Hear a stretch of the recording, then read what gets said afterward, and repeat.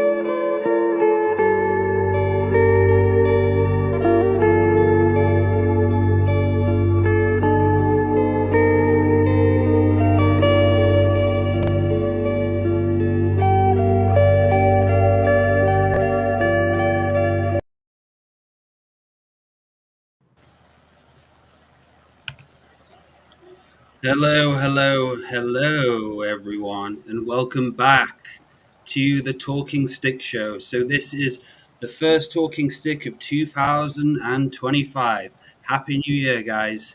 So, in this week's show, I am joined again by my co host, the incredible Laura Massey. Hello, Miss Massey. Hi Dale. Hi everybody. Lovely to be back here and doing the talking stick again. Good to see you. And so, for our guest today, we have Asain Sai. Hello, Asain. Greetings. Happy to be here. Thank you all. And good to see you, brother. And we have back Debbie Smartt. Hello, Debbie. Hi, everyone. Hi, Dale. It's lovely to be back. It's been quite a while. Lovely to see you as well. Yeah, it's been a while. So 2 years ago, I think Debbie was on for a few shows. I've had some past life regression sessions as well with Debbie. So what's been going on with you, Debbie? What's new? Right. Thank goodness. Well, things have been really improved because I told you earlier that I had a bit of a health problem. And overcame that, but I realised that it was right on purpose for me to stop and take a good look at my life and restructure myself and get a move on with my life. And 2025 is going to be a good year. Beautiful. Well, great to have you back. So we're going to be talking about remembering our loved ones who have crossed over. So a lot of people have had and shared experiences of losing someone to the other side. I know I've gone through my own journeys of mourning, many friends, family who have crossed over. So this show is in dedication and remembrance to those ancestors who have passed on. Even the living ancestors, this show is dedicated to you as well. I think at times we have to reflect and we have to count coop and look back at what we've got and what we've learned from the ancestors around us. So we're firstly going to be talking about death because death means a lot of different things for many different people. One person sees death different than the other person sees death in a different way. So I'm going to bring Miss Massey in first of all here. What does death mean to the Miss Massey? Before I answer that, do you just want to briefly introduce Asain? Yes, I already have. Sorry. Asain, do you want? So what? Do you want to introduce yourself on deeper? Then go ahead. Thank you for that, Laura. Many thanks. Well, first I want to start by saying many thanks to you both. I think it was a little bit over a year that I came on the show and had some great perspective and a wonderful healing. And many things have advanced and progressed since then. As I mentioned to David, well, having a moment here. Earlier, my practice has come really a long way, and I've learned a lot since then. So I really appreciate that healing and that time and everything that occurred since then and the co-creation we've had since then. But so I'm here in the Northern Virginia area of the United States. I've been here for quite a while. I start counting the years and I start remembering how old I am. But I am originally from Senegal, West Africa. I have been working in the healing business now for quite a little bit of time. I come from a family of healers. My great grandmother was a practitioner, and I had many experiences when I was young. But it really took a deep journey in my later years to reconnect with a lot of the teachings that are now very helpful to me. So thank you once again for that time. You can find me at myspiritualconsultant.com. I'm also on Facebook and Instagram at myspiritualconsultant.com for courses, healing, retreats, all kinds of good stuff. Beautiful. Thank you for sharing that.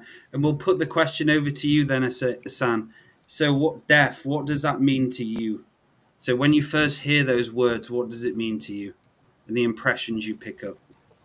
Well, the first thing, there is so much that's ingrained and impressed in us that there is a lot that is to think about and is to consider, even when we get to a stage at the point that we are now, when we have a different perspective and we have a different understanding of the seen and the unseen and life and death. So the first thing that comes always is that idea that something is permanent and that you're never getting something back and that you've lost something that is never coming back.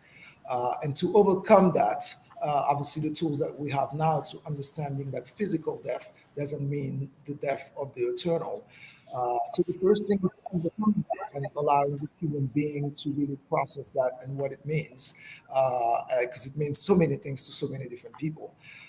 And then being able to engage all the systems that I know now, which is the spirit and the soul goes on for a long time.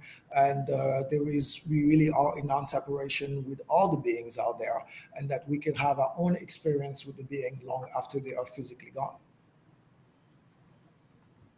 Beautiful. And so when I look outside and I see nature, that's for me one of the best teachers of death, because nature is constantly in the death and birth cycle at all times. You'll be driving down the road and you'll see a dead rabbit, or you'll see a dead fox, or you'll see just some life just dead around you. And for me, it's seeing everything as a natural formation, and death is a natural formation. And a lot of people grow up with death being a scary thing.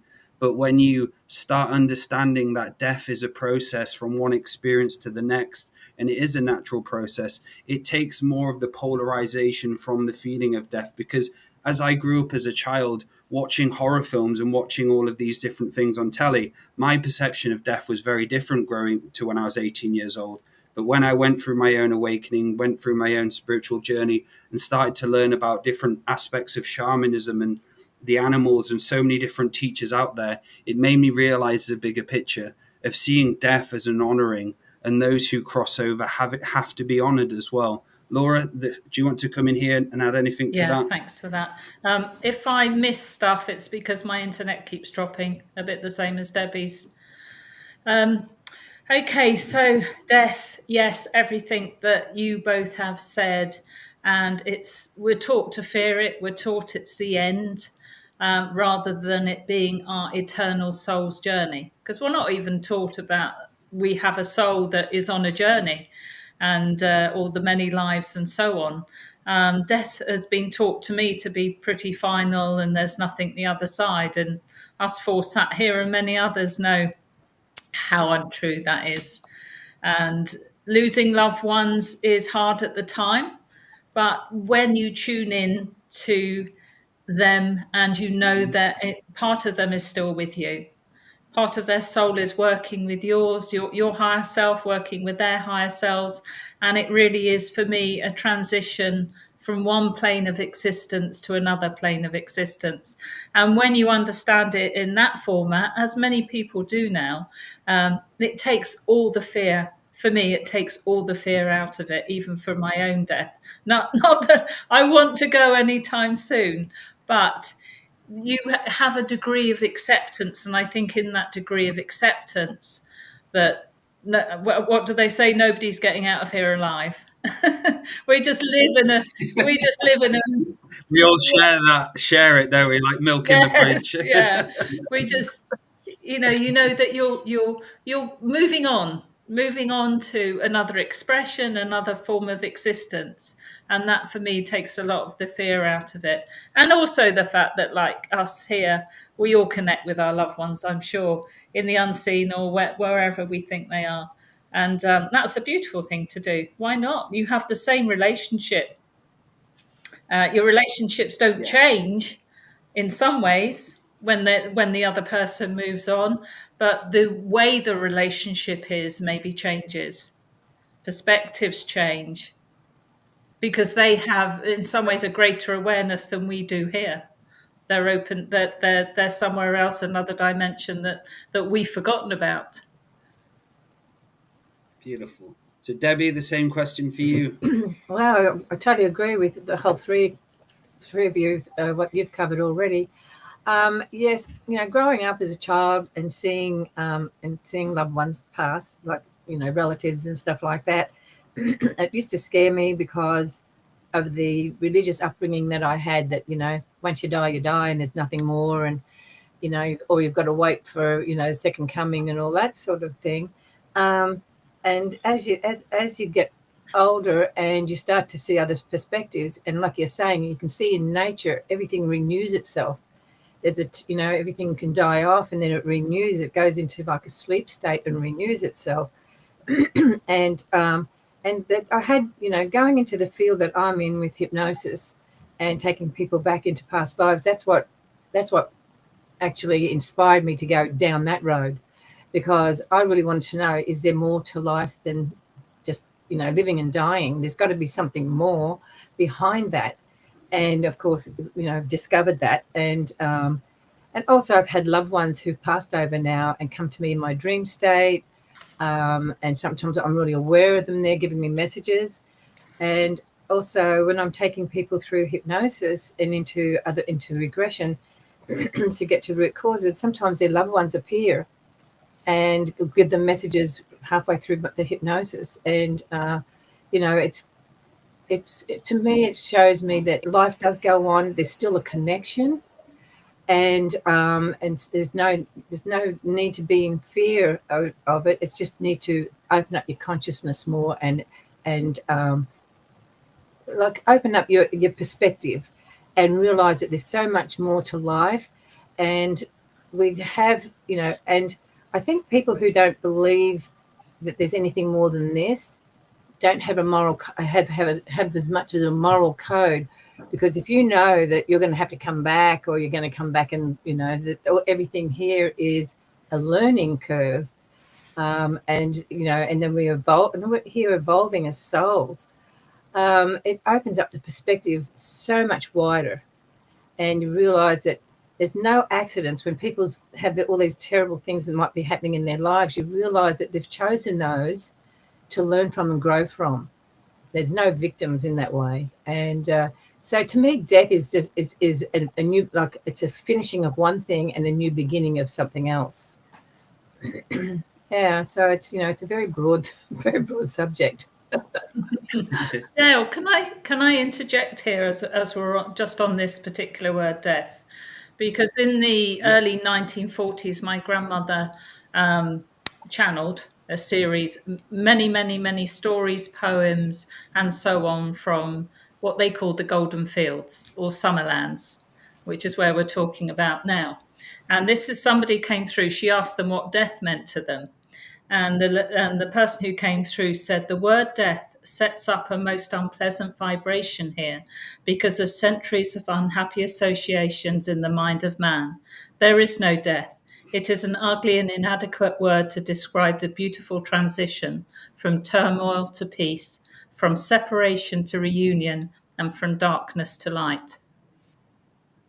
So I thought that was beautiful. Beautiful. Words from the unseen. Yeah, beautiful. Mic drop. Yes, beautiful. Well, and the language has changed so much, because even when we look at some of the older traditions, The language and just the terms that they used to describe this transition was different. It was most really relating to transition from one plane of existence to the next, as we mentioned. But our language now is so harsh that it really already imprints the idea of what the concept is without really integrating the different, or the entire cosmic consciousness that goes with it. And that's it. So for me, so I've been, when I speak to a lot of my soul family and my guides and everything, they don't literally, not pretty much 90% of them don't use the word love. Like, and they tell me all the time I'm not using love because love doesn't mean love to you human beings at the moment.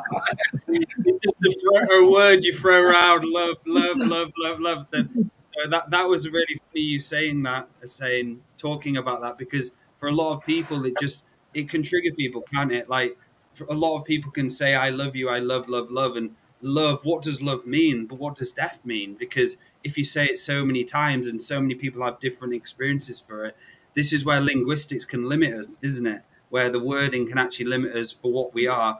And this is why we do shows like this, to really go into subject matter, to explore the reality of what death is, because like that beautiful wording which Laura just read out then, it is going from one layer to the next layer. Sometimes it can be hard. It can be a hard death. I've experienced loads of different hard deaths in my own personal life. But once you blossom on the other side and have that richness of the new growth, because we are in constant death and rebirth, and that is a natural heartbeat cycle. From one beat to the next, we go into the next present moment. And it's about seeing that. And yeah, that was really cool what you read out, Laura. You've got to frame I've that. got a few that I've pulled out just for the show today. Because Yeah, go ahead. It's a thick file and it's absolutely incredible. It was actually my grandmother and I think a couple of her sisters. Obviously, it was World War II going on at the time. And they spoke a lot about the death, obviously, of the soldiers in World War II. You know, for example, to help the crossing over easier. There's a story of how some guys were flying across the channel and they got shot down. But to make the transition easier to the other side, they kept them all in the plane and talking to each other until the pilot turned around and said to them, "We're all dead, aren't we?" And then they realized they were, and they took them to what they call golden fields, which they describe as beautiful countryside. They sat by a haystack and gradually their loved ones came up and met them. But there's so many beautiful examples in here. And they talk about, I'll read you this little bit. They talk about what it's actually like there, which is what Hussein was saying just now. Some of our language has changed so much. We've lost some of the delicacy of what it is actually like over there. And she says, can you imagine a delicate web, finer than a cobweb, but glistening, iridescent? Such a web is stretched between your world and ours, the fine threads binding us together, that thoughts and communications may travel freely from one side to another. It's a sort of super sensitive telephone system. Do you know the fine meshes of this web can be damaged, though ever so never irreparably, by impact of a particularly vicious thought, evil action, etc., and then bands of spirit workers toil ceaselessly to repair it. Yeah, wow. It gives you an idea of their perception. Beautiful. We keep losing Debbie. Yeah. Coming in and out. Yeah. Yeah, Also, this is a real treasure. Thank you. Yeah. Say that again. I was going to say also, there's nothing to repeat.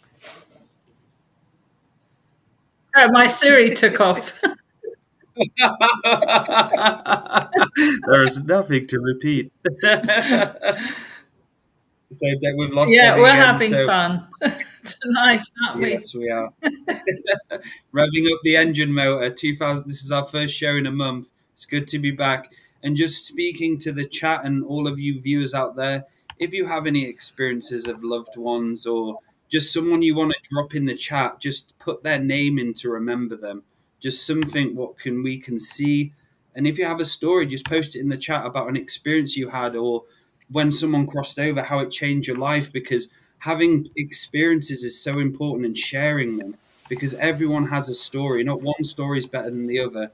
Everyone has a story to share. And when we listen and hear that story and those words and the experience, it can bring kind of like a homage feeling towards us of healing. Like listening to Laura then and hearing the actual ancestors and her as well as part of that lineage talking through that is beautiful. It really is. So, Debbie, are you back with Yes, us? definitely. I hope I can stay. I was going to share a little thing too. I did that, like several years ago, my mum was diagnosed with cancer, and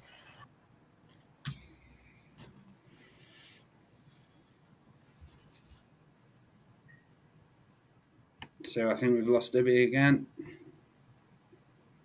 Debbie Yeah, has some gremlins. there's some gremlins going on. Yeah. so I flew over to. So, she was almost back. We've lost her again. Yeah, she's completely frozen. Okay. So, Asan, have you got any stories you want to share before Debbie sorts herself Well, out? I was going to say, based on what this is a real treasure that you have there, Laura, because you have the perspective of the previous generations in such a neutral way, because it's expressed in such an artistic way that there really is a pure creative energy that comes to as well that can allow some healing with things like that. And me being from Senegal, where in that part of the world we still celebrate the passing very differently than it is done in cultures like the culture that I live here right now. And that plays a huge role in the way that people are able to heal and are able to move on, so to speak, from tragic events. And this is why the ways that we share, the shamanic ways that we share, are really tied into some of our traditions there, where people might not think of it as a shamanic thing, but the dancing and the painting and the face painting and the drumming and the ceremonies that go on for days really allow people to come to a different place when it comes to being able to deal with such emotions. And there is a group therapy that's available then, and obviously having all the family members really involved in all activities allow just for a different type of healing. So that's what you were sharing earlier, and that's what the letters really reminded of, the processes of the previous generations that we're no longer using. As you said, it's the healing. It's in a way very similar to taking on your own shamanic journey and doing all these things, the journaling and the calendar and the rituals and all these things in a way. So, something to add there as well. Like, for me, it's all about when someone's crossed over, finding peace again. And one of the best things we can do for the ancestors on the other side is resolving our own shit. And one part of resolving our own shit is coming to peace with some of the family members we didn't have peace in our lifetime with. And this is something which is very close to me, because I, like, my father passed away in 6 weeks 3 years ago, 4 years ago, of a brain tumor. And my relationship with my dad never really talked about how he felt, never let me into his emotions, basically. So I always had that ingrain of, like, I was never able to talk to him. And when he died, I did loads of work and spoke to him and so on. But it was only really in the last few weeks, a month, where I let him go fully, of seeing him for being the human and the relationship and all of the problems and everything there. And that was a huge ancestral cycle, which went back about 12,000 years in my lineage, back and forth. And I was able to finally bring it into resolve and balance by being a peacekeeper of the lineage, by even going through the darkness I went through with him. I love him beyond this world.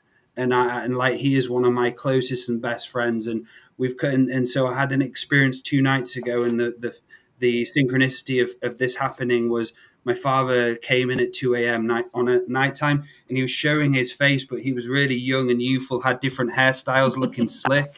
And I was like, he was this foxy guy. I was like, my dad. I was like, I didn't really see him as that. And he was like doing his hair and looking all doing this. And he started speaking to me and was talking all about, he was calling himself a galactic swordsman.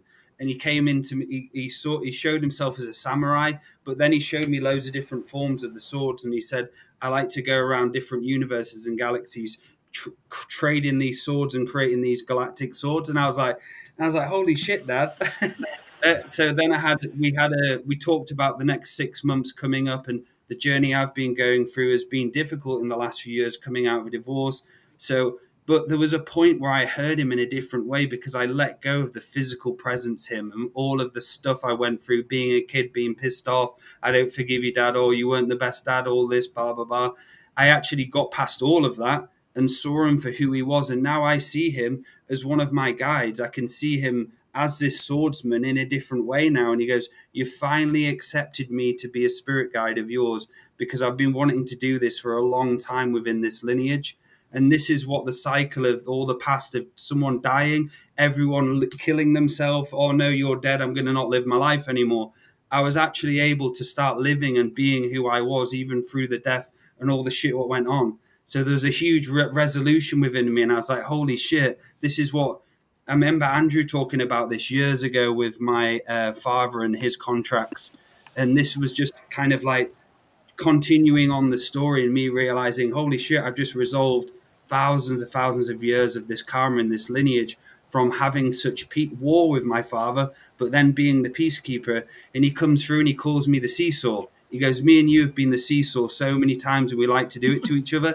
One life I'll be a dickhead to you, the next one you be a dickhead to me, and we'll go through the seesaw motion until we find the balance." So that's something I wanted to add there, and that only happened a few nights ago. Incredible. There, when I had that Fantastic. realizing. Yeah, lovely. Debbie, do you want to get your story in before you disappear again? Yeah. Yes, let's get it. So all these years working with in the field that I've been working in, so I could be there fully present for my mother going through her transition, and she didn't believe that there was life after like after death, and that she had, she was believing in the second coming of Jesus was going to wake her up or whatever, and I said to her, I said, my belief system is that life does go on. This is just a transition into something greater. And I said, so I told her a story that I told James when I first met James. He was of the same mindset. And I said, well, if you're going to be asleep and you're waiting to be, waiting for Jesus to come wake you up and into that, out of that plane, I said, you need to sleep with one eye open because I'm coming to wake you up. I'll find you in that other dimension and come wake you up. And my mother goes, that's sacrilege. That's sacrilege. But the interesting thing is that when she passed, she was, and I got called into the hospital because she passed away before we got there. But she was laying there, and I looked at her and I went, oh my God, she's laying there with one eye half open, like she was peeking. Waiting for me to come wake her up. But the interesting thing was that she's been coming to me a lot in my dream state. She looks fantastic, like you're saying, Dale. She looked young. She was wearing a really nice, like a leather outfit. And yeah, so it's just wonderful that when you're consciously aware and people come to you in your dream state, or they come to you when you're meditating and give you messages, you realize that life is a cycle and it doesn't stop here. It keeps going, and they're still connected. We're all still connected. And how much they're with you as well. When you say about in dream time, Debbie, I could smell my mum when she came. It was the smell of her hand cream. And just that beautiful, loving feeling you get when your well and wise ancestors come through. I know we've all got some unsavory ones in there somewhere, and that's why we're here to do the healing for them, isn't it? But certainly, yeah, with my mum, there was the lovely smell and the softness. The softness that you get with a mum. That gentle, the feminine energy, and maybe that was one way in which she could connect to me in the dream time. Because I find things come if I'm not doing enough meditation or quiet time or spirit connection time in the day. I find they come in at night time and prod and say, you know, you need to do this in the day, otherwise we're going to keep you awake at night if you won't talk to us. And let's face it, we're all taught to do a daily practice, and part of that daily practice, if sometimes we could actually connect to our loved ones that have passed over, because that's the theme of this show, and that's a good way to do it as part of your daily prayer practice. I generally bring the ancestors in, but sometimes there's just one person like Dale with his dad, or somebody that you really want to communicate to, or somebody you were really close when they were on the earth plane with you, who have passed. Quite often it can be a grandmother, can't it? So I have a grandma I talk to, and I think another nice thing to do for them. On Christmas morning, I always put a glass of sherry out for my mum, or a mince pie or something, or now and again I'll make her a cup of tea and me. So I'll have tea with her, and just like we used to, because you want to continue some of those things you did on Earth, because I'm sure they love that. I'm sure they appreciate, that our ways of trying to connect. Yeah. An interesting thing too, because my mum was in Australia when her passing, and when I flew back, I was talking to my daughter, and she said, I had a really unusual experience, and I said, what was that? She said, well, I was in the kitchen, and her son at the time was like 5 or 6 years old, and he was sitting on the couch, and he was saying to her, so where did Nana go? Where did she go? Where is she? And because my daughter goes, because she hadn't given him any spiritual guidance. So she said, oh, she's probably in heaven. He goes, no, she's not. She's sitting here on the couch.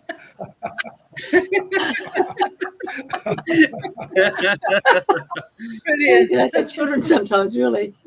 And I said, oh, that's lovely. She come to visit you guys, Beautiful.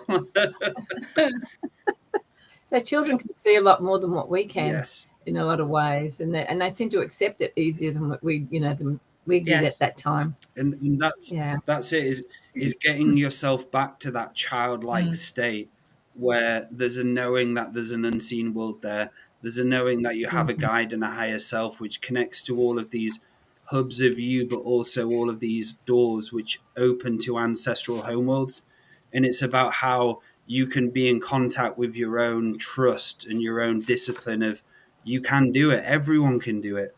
Everyone has the ability to go in and speak to different various ancestors who want to come forward and have a chat.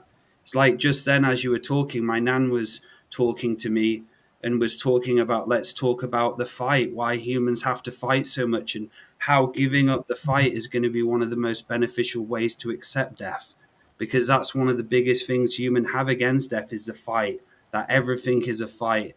So let's talk about when people are about to die, or you go through that death stage and people just want to fight to the end and they won't give up.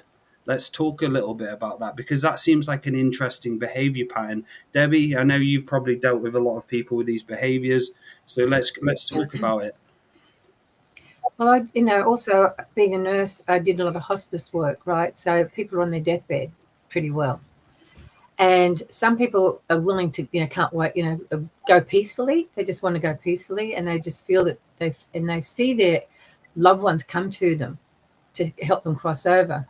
But I've also seen what you're saying, Dale, is there was this one guy that I was, he was on his deathbed, and he had literally hours to go, and he was fighting tooth and nail, and he's like, I don't want to go yet, and I'm not ready. And he can see his relatives all standing around the bed. This is what he was describing to me. And his wife and I had a really good talk about that away from him. And she said he's got so much guilt because he was very abusive to her in their marriage, and he was scared to cross over because he was a Catholic, and he thought he was going to go to hell. And so that's why, with that in mind, he's too scared to die because, he wasn't too sure where he was going to end up. And I think that's why there's a lot of this fight with people, because they just don't know what's going on, whether they're going to cross over to what they're going to cross over to. And this is the beauty about this. Oh.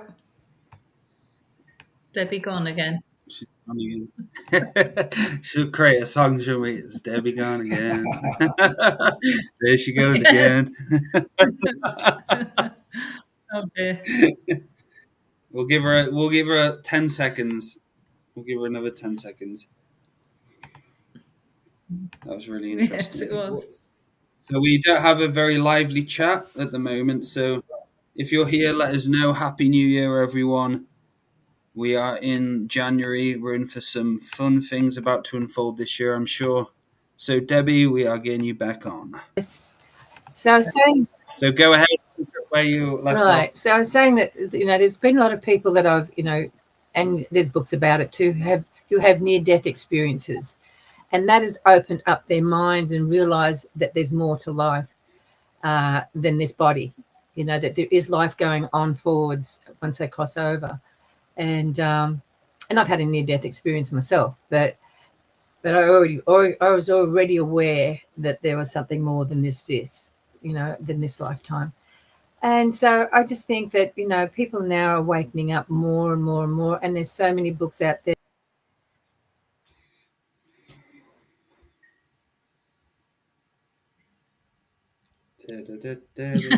We ought to take it in turns to finish off her sentence. There's so many books out there that talk about the same thing. And it always proves the best part. Yeah, it does. Debbie? So we've got, No. Hassan, is there anything you want to add there, brother? Yes, that was Or we'll give Debbie another chance. back. I think I pretty well covered it.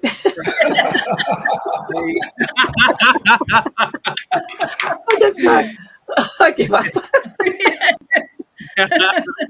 Hassan, is there anything you want to add Well, no, there? that was interesting. That was very interesting. I think the first thing you mentioned really tied really well into the second part of what you were saying, which is a lot of people don't want to let go of the fight, as you were mentioning, Dale, and a lot of people are really fighting to the end. And why is that? And they don't want to let go.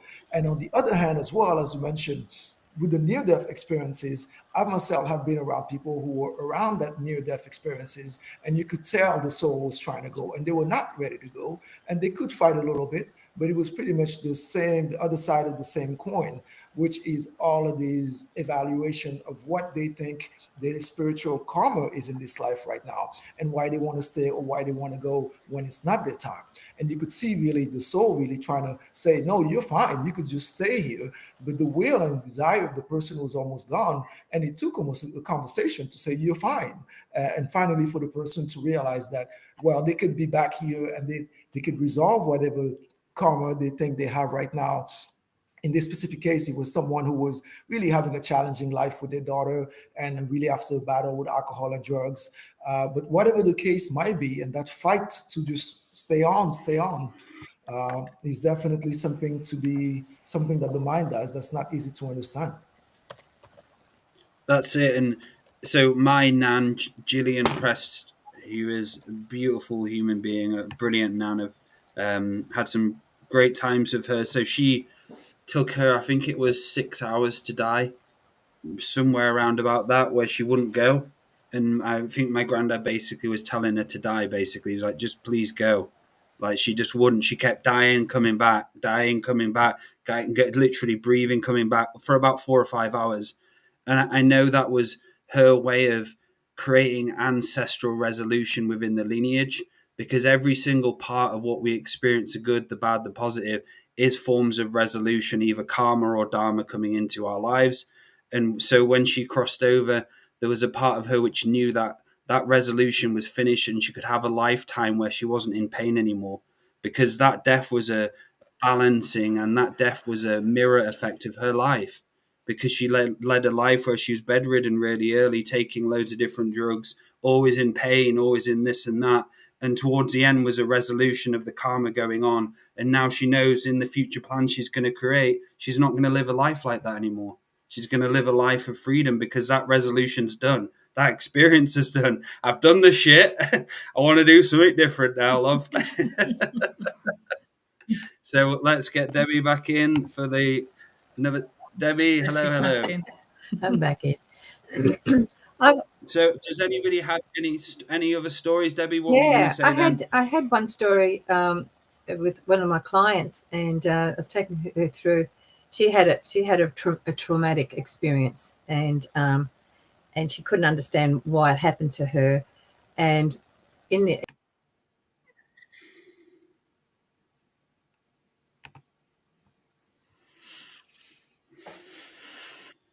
So, what Those we're going to have to do gremlins. now is, We're going to have to Debbie, pass some of to those gremlins over. That's enough of the. While we're waiting for Debbie, I'll read you. I'll read you a small paragraph. Yeah, go Again, ahead. from somebody from the Summerlands or Golden Fields. They say a spirit usually knows when one of its earthkin is about to pass over. Then what it does is contact small bands of spirits who are also expecting a relative or friend to pass over, and they all journey together to the far outposts to greet them. This is a lovely and touching ceremony. It's like watching a ship come in loaded with people and trying to find our own dear ones amongst the crowd. Then joyously and gladly they are led to places of rest and refreshment, assisted by the Watchers, who have special tasks of vigilance and protection over the newly arrived. That gives a lovely picture, doesn't it? Especially assisted by the Watchers. mm, So, the Watchers are the Muggles. And that's the Yeah, conversation I had with yeah. Andrew. I remember when he asked me about something, and I said, "There's loads of Watchers around you at the moment." And he goes, "Yeah, talking about the Muggles, the Watchers." That was so good. You just said that. I was like, so Debbie, we'll give it another shot. okay, so Go ahead. What were right. you saying? I was just basically saying with this client. So this soul actually followed her into this session, and realized that they had a soul contract that she was going to be at this session for me to help that person or that soul cross over. So it was this 13-year-old, and it took so what happened was it took the trauma away from the woman who had gone through seeing, well, what the basic was this 13-year-old who jumped off this bridge, landed on her car, fell off the car, and she ran over her to her death. And she felt guilty about killing her, right? So she had this trauma, and she had PTSD and was just shaking and crying for days. And so her husband finally contacted me and asked if I could give her a session and see if that would help. And that soul actually followed her into the session, and they realized that they had a soul contract at that time for her to come to me to help her cross over. So there's so many different aspects to crossing over, and soul contracts that go with that too, and how we're with, sometimes we're there with our loved ones to help them cross over, or helping others to accept.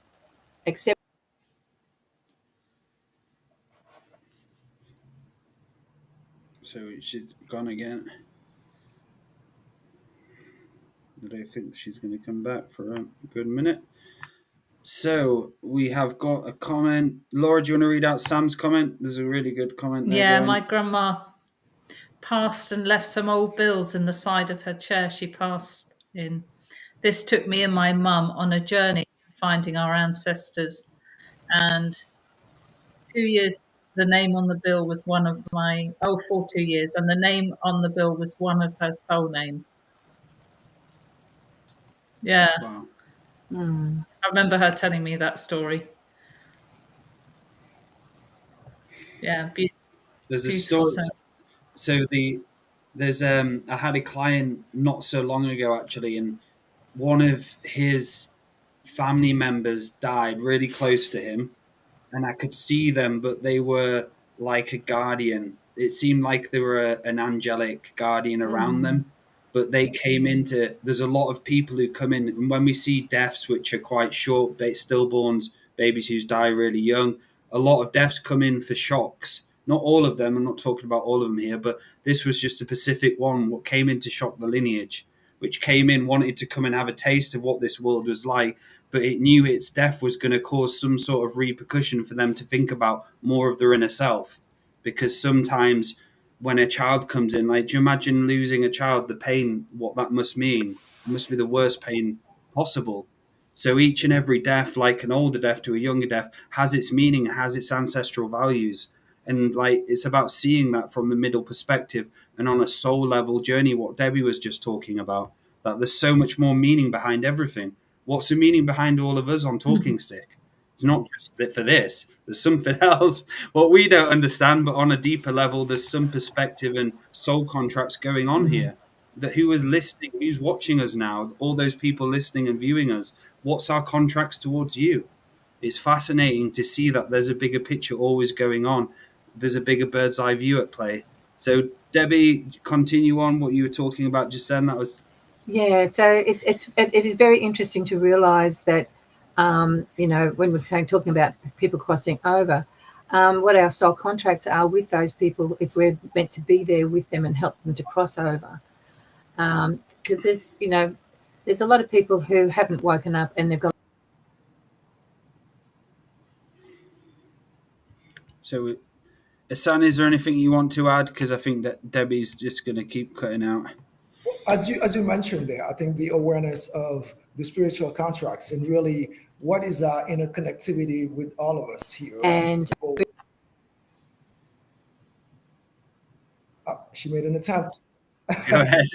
Oh, you just got to laugh about it. It's great. Right, go ahead. When Let's things keep it happen in rolling, the family, baby. as you Go. mentioned earlier, what does it mean to lose a child? Yeah. What does it mean to lose someone in a car accident or a really tragic and sudden death? And all of these things that really have implication behind it. And in what a lot of times we find, I believe, is the big message behind is really how to love yourself again and how to learn how to heal and love yourself on a deeper level that you have done ever or in a long time, which in the journey of the soul, I would say is really meaningful to you. And having an understanding that we all sign up for that in a way, that it's all pre-planned and that we know that we're going to bring in a soul who we might go early or that we might come in as a soul and only experience a few years of life and shock the people in the family, as you say. But the lessons and the healing skills that they can learn, so to speak, can really take them a really long way and can go backward and forward in generations. That gives us, I believe, a little bit of a relief in the process. Beautiful. And that's it. So my father, when he crossed over, that was one of the biggest spiritual growths I had from my father just passing away. Because innately I lost something and felt like I lost something what I loved, and it made me go more into spirit. It made me want to connect to my prayer, connect to him more, and see the bigger picture of what am I doing with my life right now? Am I wasting my time doing? Could I have been doing the best I could be doing then? And it inspired me to be do more business, reach more people, be better towards myself, even though the other death have like all these different deaths have different meanings for us. My father's death was huge for me because it made me trust spirit even more because I knew there was a bigger picture at play. Debbie, are you back with us? yes, I'd like to comment in the Yes. chat. Good to see you. Somebody made a comment in the chat saying the death of Debbie's internet. I saw that as well. That was really funny right as you were talking there.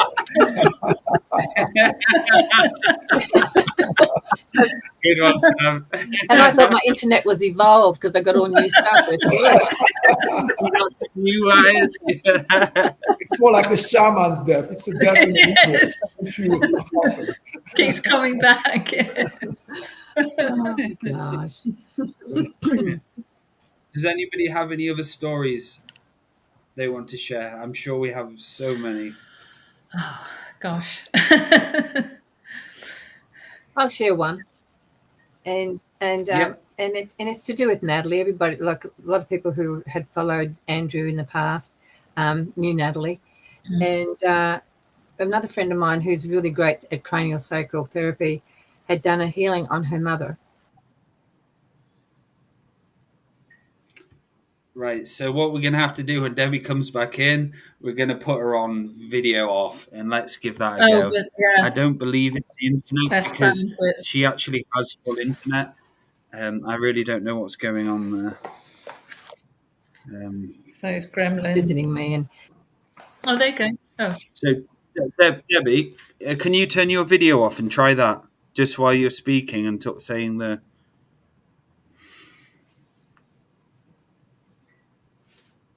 Yeah, I think we've lost her. Yeah. Laura, is there any stories you can think of to share? Or we'll give Debbie another go without the. Let's just give it. So, Debbie, do you want to take the video off? So there should be next to the Okay. mute button. Just put disable camera, then give that a go. Let's see Yeah. if this will Okay. work. Yeah, go ahead. That So may we last. lost you virtually at the beginning. Okay. Yeah. So my friend had flown up from Florida too, and a lot of time I reach out to some of my other friends who really love her work, and she's very psychic, and so she does cranial work. And anyway, so Natalie's mum always says if Rose is coming for a visit, please book me in. So anyway, so Rose was working on Natalie's mother, and Natalie appeared and wanted to give a message to her mum. And the message is, you know, the reason I crossed over is because I can do more on the other side.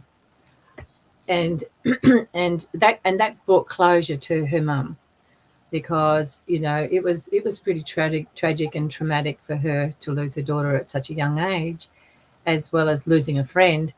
And Natalie comes to me quite a lot in my dream state, and she's doing extremely well. That she's working on the other side, and she was telling me that she was working with algorithms.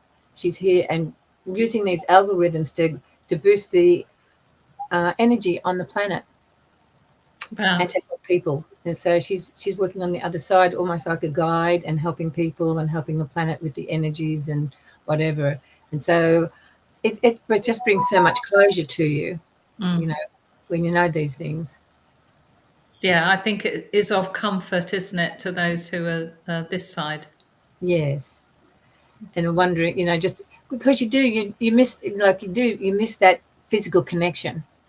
And even and it feels like a loss, and then it's really good then you've got that connection back again from the other side, and you realize there's so much more to our whole process of evolution here on the planet, and it's all about experiencing and awakening and growing and evolving. Yeah. Yes. Yeah, absolutely. Wow. Oh, that's beautiful. That's lovely to hear, especially for those of us who remember Natalie. Yes. Thanks. Absolutely. As you were speaking about her, I could see her face, but then behind her face was loads of horses galloping. Oh yeah, that was her love. Absolutely. Beautiful story. Thank you for sharing that. And the work Thank you for goes that. a long way. Personally, I think of her very, very often. There is a quick story about that. When I was listening to her and Andrew back in the day talk about the perception of spirits coming in at sunrise and sunset. She would say a whole lot of cats and dogs. And I remember her and Andrew laughing about a whole lot of cats and dogs. And later on, when I went on my journey and started having that perception, so to this day, when I encounter and sit with some of these energies during those times, and obviously there's a whole lot of cats and dogs, as she said. So I think of her very, very often, and that story comes to mind. If I'm watching the sunrise and the sunset multiple times a week, it will come to mind almost every time. And just the help that she has provided me as a soul in that 1, 2, 3, and so on degree of separation, that is just tremendous. So thank you for sharing that. It's also interesting that the word algorithm is a word I do associate with Natalie, Debbie. Oh. It is. Yeah, I know sort of Andrew uses it and other people use it too, but I particularly remember Natalie would use the word algorithm. And I remember thinking, oh, that is a good word. I need to use that word because it describes it perfectly. So that's really interesting that came up now. Dale, there's a question in the chat. Do you want to answer it? Yes. So, what are your thoughts on the dying facing the false light? My personal thoughts of it, that say if you get someone who's in a heavily haunted city and they're a drug addict and they end up dying of a heroin overdose, there is a chance they could go into a false light sacred geometry city where they get harvested from the energy of the system and how it creates, I'd say, black magic within a magical realm where they can actually cipher entities who have got no sovereignty at all and have them to get lost in all of these structures and buildings to continue on their false geometry system. So it can happen. You can face false light beings, but again, there are other parts of us which can stay here. So if you have a huge part of you which doesn't want to fucking go, and when you cross over and most of your soul goes over, there are other parts of you which can stay back as well. That does happen. Regarding false light, yes, sometimes there is false light, but this comes down to having to do the inner work, having to keep yourself spiritually clean, not to get obsessed, and be a good person. The best you can do, pretty much. Laura, what are your thoughts on that? I would agree with you about it being part of the sacred geometry system. I was going to ask you actually whether parts of you can go to false light. Yes, they can. Parts of you can go to false light, false astral realm cities, which don't have any like ancestral hub of interconnectivity. They're kind of like false roaming cities where there are other things out there. It's like going out into the astral world, basically, where you come across beings you don't want to come across. Right. So as you were saying, the work of sovereignty or the work of claiming your full self and getting all those other I am parts into your body when you're awake and aware enough is part of the journey now. So you don't lose aspects of yourself into the false light hologram. And I wonder too whether it's a bit of hopium to think that the false light hologram is becoming less and less as more and more people become conscious. But I guess as more and more people become conscious, they also need to do some of the inner work, as you were saying, and start making things sacred and so on. That's it. And this is the form of forgiveness we have to have for this reality and the people around us. One of the best things you can do is forgive someone and choose peace instead of anger, choose peace instead of frustration. Because once you start living in that lifestyle, you home yourself into the hub of ancestral interconnectivity, because the ancestors and the hub of interconnectivity is such a high frequency, and it's formed of like a unified field. And we have to be able to get into that forgiveness, love, peacekeeper, peacemaker frequency to access it, because they are there, but you have to have a form of self-resolution of love to be able to speak to them. You have to go through the rites of passage. You have to do the inner work. You have to get up for yourself each day.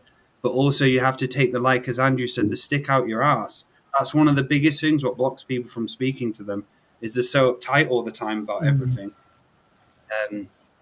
And Debbie, is there anything you want to add to that?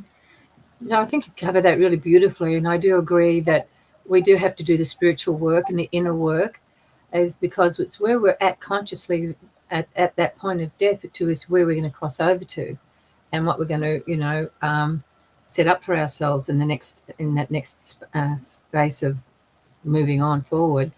And it is really important for people to come to peace with what's going on, and to try and heal as much as they can with loved ones, because there's so much bitterness and fighting within family members at times, and some people don't talk to each other for years, and then if that person was to pass, then they've never had closure with that person, and then they have this guilt carrying on forever and a day unless they come to terms with that as well. And there are ways that you can heal that, like you did, Dale. But there's some people have to write letters to their loved one and put out everything that they need to get off, to get closure, and to get forgiveness, and to ask for forgiveness, and to forgive the other person on the other side, and come to a balance and come to that peace within yourself, so that when you come to your point of death, you're not trying to fight what am I going to face on the other side, is angry relatives, angry ancestors, all that. You just don't know what goes on in people's minds, because there's so much unfinished or unhealed business that they need to, deal with.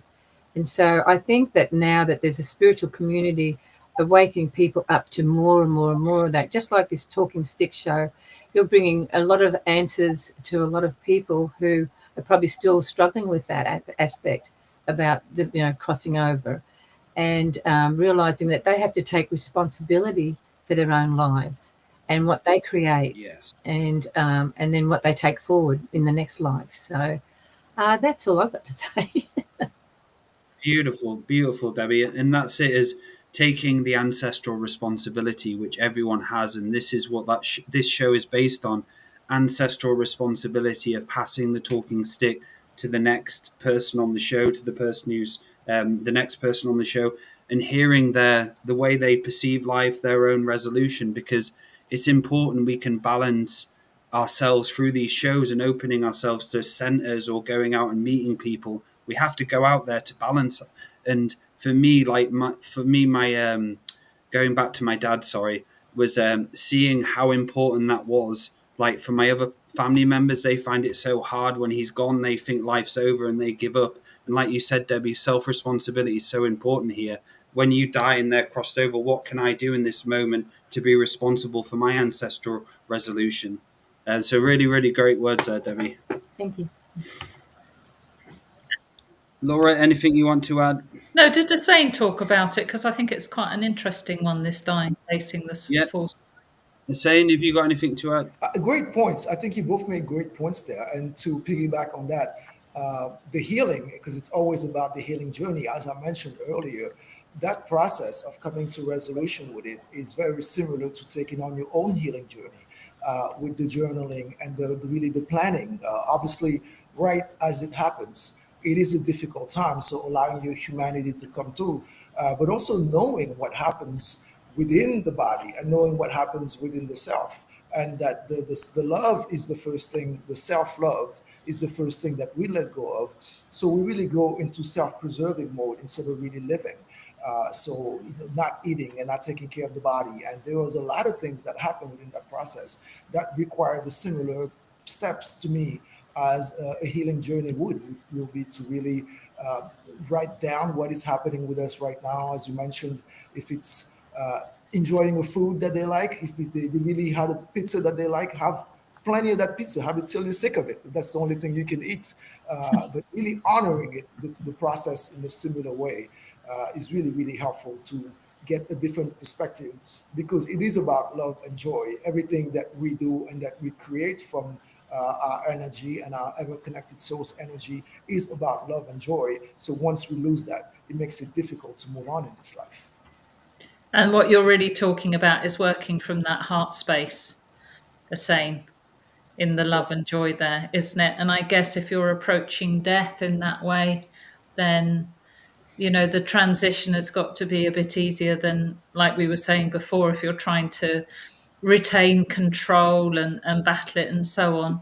And also relating to the false night, I don't know, but if your ancestors are coming to meet you, there must be, because I have a feel of when my ancestors are here, the good and true, the wise and whatever, well, ancestors are here to meet me and talk to me. And I guess when you're going through the transition, I'm only guessing, but just from what people have said, that if your ancestors are there to help you cross, then there must be feelings you feel or intuition you're still using at the time of death, which takes you on the right path, through the heart portal, say, to the Summerlands or whatever we want to call them.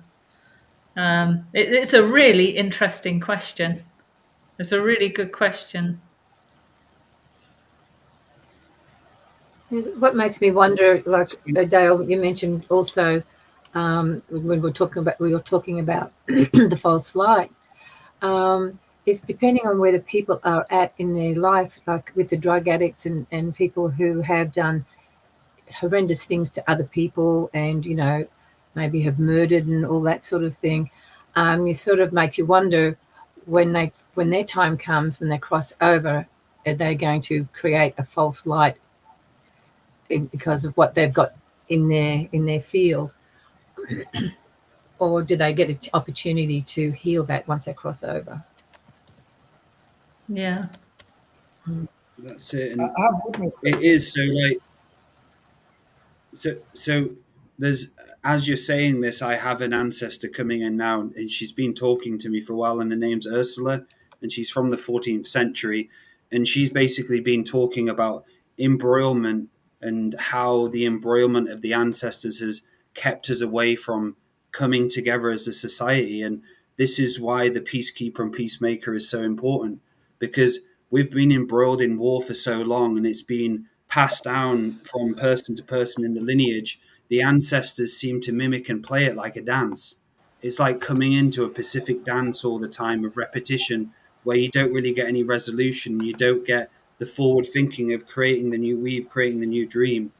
So that was interesting when she was just coming in and talking about resolvement. When you have conflict with people in your family or friends, talk about it, forgive, and move forward. That's the best thing you can do, of passing on your torch to the future generations, because we are here to pass on that torch to the future. Even if you don't have children, you still have a responsibility for how you're going to leave this world when you go. And the best thing we can possibly do, as Andrew's talked about it many times, and we all talk about it, being the peacekeeper and always keeping the peace and going back to peace when you've come out of battle. Go into battle, but after that battle, you have to find the peace again, because within the peace is a new dream about to be created. And if we choose battle all the time, we're just going to weave this web which we've created for millions and millions of years here of depression, sadness, worry, poverty, all these ancestral karmas coming through as lack of self-worth, pissed offness, competition, all of these different aspects we're just mimicking, which have gone down our lineage. And it's about saying, no, I'm not taking on, putting the mute button on that. I'm choosing peace, and I'm going to solidify peace more and more in my reality each and every day. And all of these different programs, which are ancestral programs going on within me, trying to defeat me, take away from the right timeline where I'm trying to move forward to. I see all of you, and I see what you're doing to me, and you're trying to take me onto a timeline where I don't want to go anymore. I don't want to be that person anymore. And this is what I've gone through time and time again with escapism. My escapism selves will try take me into a place where I won't fucking grow. I'll go off here and go do that, and I won't fucking go on to where I need to go. So it's about seeing that, and that is data and responsibility, like Ursula was speaking to me about. We have to resolve resolve all the embroilment we've faced within our own reality. We're responsible for it. Everyone listening out there, you are responsible for your own shit. No one else is. And that's all we can do now, is finding forgiveness, peace, and sharing conversation with beautiful people like all of you. Yeah, well said, Dale. Yeah. So any other stories, Debbie? Have you got any more stories? Yeah, it's interesting that, because we know that life goes on and on and on, like with Ancestral and our soul journeys. And way back when my children were a lot younger, 13 and 15, issues would come up. And so they'd say, can you give me a regression? Can you give me a regression? And of course, and so I had given them over a period of time quite a few sessions. And what came up in every lifetime that they've had pretty well back then is that they were in each other's lives, either as brother and sister, grandmother and daughter. They just played so many different roles for each other, and I was just like, and they come back in this lifetime as sisters to work out their karma still. It was just really interesting. In those lifetimes, they created so much karma with each other that they had to keep coming back in to resolve it. Why do we fucking keep doing this? Thousands of lifetimes. Come on, man. Let's do it another 1,000 more. Fuck it. And I'm like, oh my God, do we ever learn anything? I have to come back and redo it because I didn't do it in those last 20 lifetimes.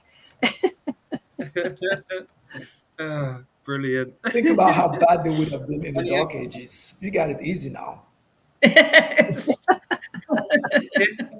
You got to get to that point. Well, if you don't go on, say. Yeah, real quick to piggyback on your comment on false light and whether that could be created. I believe so. I have witnessed a situation that the soul was actually trying to lead towards that false light of really perceived debt that really was not there, they had created based on their hard life of drugs and addiction and guilt and shame. And when it wasn't really quite the light, obviously it wasn't quite the time to go. So it could be wrapped up into a bunch of different concepts that we still have to work on. Thus, as you mentioned, Dale, the self-healing journey, the importance of the self-healing journey. Well, it's also to get us out of that karmic journey, isn't it? Because the more you empower your soul and you do the self-mastery and so on, then eventually you'll be able to step out of a karmic journey into a dharmic journey. And that's the whole point of doing all that self-mastering, all the sacred neutral work and so on. It's to grow the soul beyond karma, because we've all had enough of it.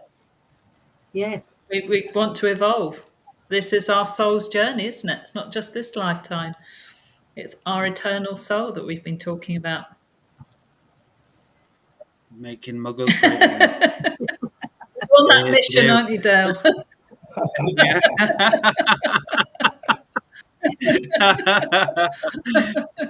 And the wonderful thing about that also is, as you know, as our own journey that we've all been on, and we've gotten to this point that where we can turn around and help others, you know, to step into this journey. I think that's wonderful that we can all, you know, participate in helping others, because we've come to a certain point of understanding where our soul journey has taken us to this point, and we've got the wisdom and the understanding to take that forward and help others to get there. And I think that's so beautiful, Debbie. I think you might just have disappeared a minute, but yeah, that is so true. And for me, I feel like it is a responsibility that I'm quite happy to step up and take that mantle of responsibility. There's something there, isn't it, that's in the DNA. And, you know, if we're going to remember our loved ones who've passed on, then what a great way to do it than being their living representation now. You know, all the things we've been through with them, and we are them as well. It's all there in our DNA. And there's just, you know, some who want to step up and say, yeah, I'm going to make all my ancestral lineage and so on. I'm going to make everything they've done, all their actions, thoughts, and everything that they've tried to do to push their souls forward. I'm going to take up that mantle now, because they came for us, if you like. They came before us and for us. And I feel it's not just a duty. There's a love. There's a huge, deep love and a trust in there, particularly in me, related to my ancestors, that I'm the two legs on the ground here now doing my great work, however humble, whatever it is. All of us, we're doing our great work, whether we recognize it or not. And we're doing it for our ancestors, so we can all move forward onto that fifth world of peace. Yes. That's why we're here, isn't it? To carry forward the stories of the ancestors, so it's not lost, of our loved ones who've passed. That's why it's great hearing from them, the ones who've passed, and keeping in touch with them. That's why we remember them. And having that certain belief and faith that they're okay, you're going to be okay, then you can accept them more into your own reality, where they get closer and closer to you, until the point comes where they can whisper into your ear just so easily and just help you out when you ask them a question, not getting obsessed with the information you're going to get, but just when you're going through certain times of loneliness. Like I've had times of loneliness and sadness where my grandmother's come down and literally gave me a hug. Seen her come up to me and whisper in my ears and say, I love you, darling, like, or stuff she used to say to me. And that was me. There's an inner knowing where faith is so important here. And there's a question in the chat saying, can religious relatives override one's belief where your soul believes it will go? Example, Catholics performing their rituals over an individual dying person. For me, just answering that, it's just all about faith. It doesn't matter what religion you have.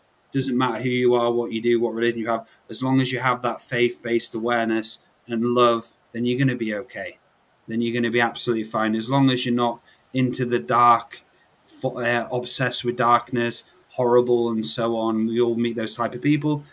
So that's going to be the answer. Laura, is there any? Do you want to answer that? Yeah, absolutely. It's what your belief is. where your intuition, where Yeah. your trust in great mystery and great spirit, or whatever form of spirit you believe in, that happens to be mine. Great mystery, great spirit, the universe. Do you trust enough in your own belief to take you where you need to go, regardless of whatever rituals and rites are being put over you at the time of your death? Yeah, I totally agree with that. Yes. Yeah. It's because, where our consciousness is where it's going to take us. It's our own belief system and our own consciousness that's going to take us forward. It's not what other people are doing around us. It's completely within us. Yes. Yeah. Beautiful. That reminded me of something I heard from one of my ancestors earlier, Debbie, they were just saying it's not about what's around you, but it's what's within you. And that's all what matters, is what's within you. Don't focus on what's going on out there, but just focus on in there. And sometimes you get lost in focusing on out there, but really it's all in here you need to be focused on, because that's what's triggering you to look out there. So it's all like it's just all an awareness game here going on. It's like you're gonna fall for the trickster all the time, the chaos around you, but realistically it's just information. In here it's all about the inside. So I believe we'll close the show. I just want to say, Asan, Debbie, you'll have to come on again in a few weeks' time. That'd be wonderful. I'd love to. That would be really good. Yes. It's been really, really fun to have you both on. It's great to catch up with you. And we've got the format back, the originality Talking Stick Show format. We've got it back. Yes. That's wonderful. So before we go, Debbie, how can people get a hold of you for past life and hypnotherapy sessions? They can get me through my website if they'd like, and it's bluerealmhypnosis.net. So Blue Realm. If you send me the link, I'll add it to the description on the show. Okay. Yeah.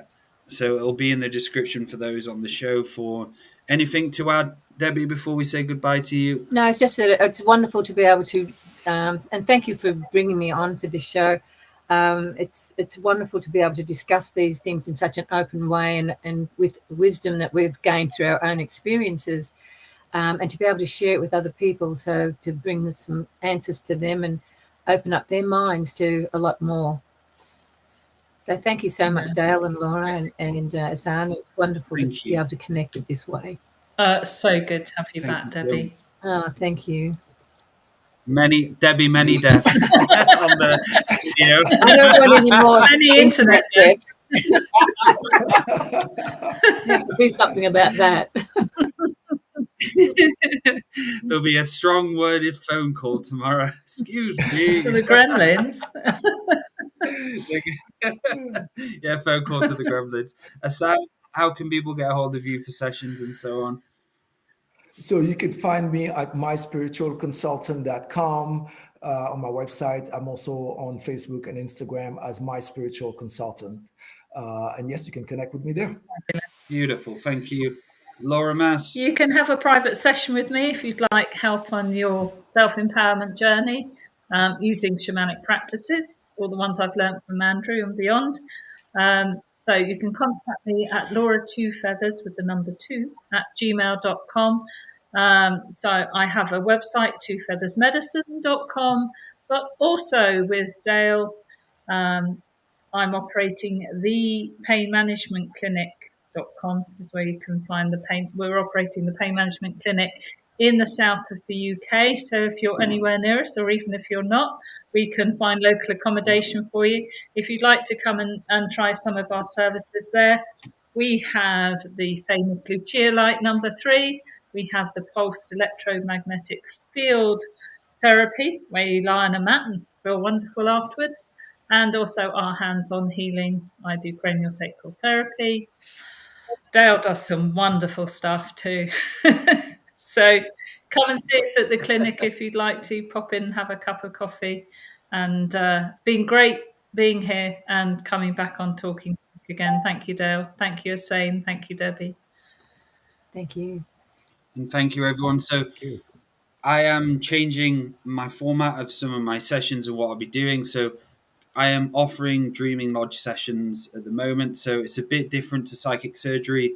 but it's more of a reading based session. So what I'll do is I'll be able to start reading your own inner lodges and start helping you understand about all of these different aspects of you, which are, I'd say, lost, and for you to find your own way, find your inner sacred lodge.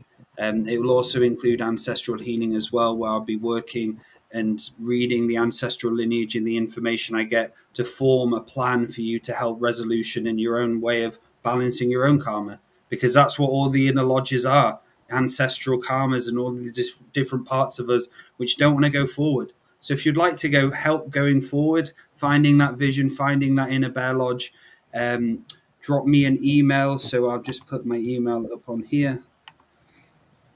So there we go. So if you'd like to book a session with me, so this is a new format I am doing. It's called the Dreaming Lodge.